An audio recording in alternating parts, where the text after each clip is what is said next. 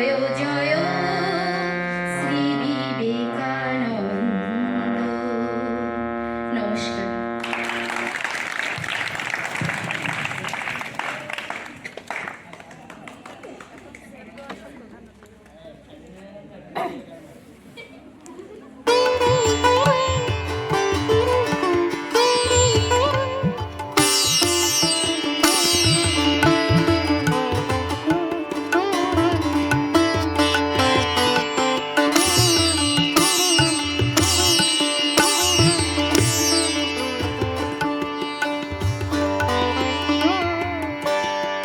একটি রচনা পাঠ করছি। 1866 খ্রিস্টাব্দে 12ই জানুয়ারি উত্তর কলকাতার সিমলা পাড়ায় বিখ্যাত দত্ত পরিবারে স্বামী বিবেকানন্দ জন্মগ্রহণ করেন। তার আসল নাম নরেন্দ্রনাথ দত্ত এবং ডাকনাম বিলে। তার পিতার নাম বিশ্বনাথ ও তার মাতার নাম ভুবনেশ্বরী দেবী। তিনি বজ্রকণ্ঠে ভারতবাসীকে শোনালেন, বলিও না নিজ জাতি মূর্খ দরিদ্র মুচি মেঠর, তোমার রক্ত আমার ভাই। সেই দিন নবভারতের উদ্বোধন হলো।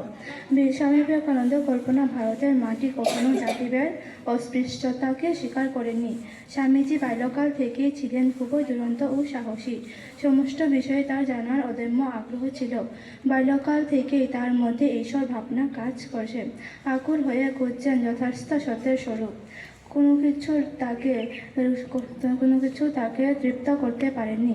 তাই শেষ পর্যন্ত পরম পুরুষ শ্রী রামকৃষ্ণের কাছে দীক্ষা নিয়ে সন্ন্যাস ধর্ম গ্রহণ করেন। তিনি ভারত পর্যটনে বেরিয়েছিলেন, মিশেছিলেন জাতি ধর্ম বর্ণ নির্বিশেষে সকলের সঙ্গে। তার চোখের এমন উদ্ভাসিত হয়েছিল নবভারতের এক চিত্র।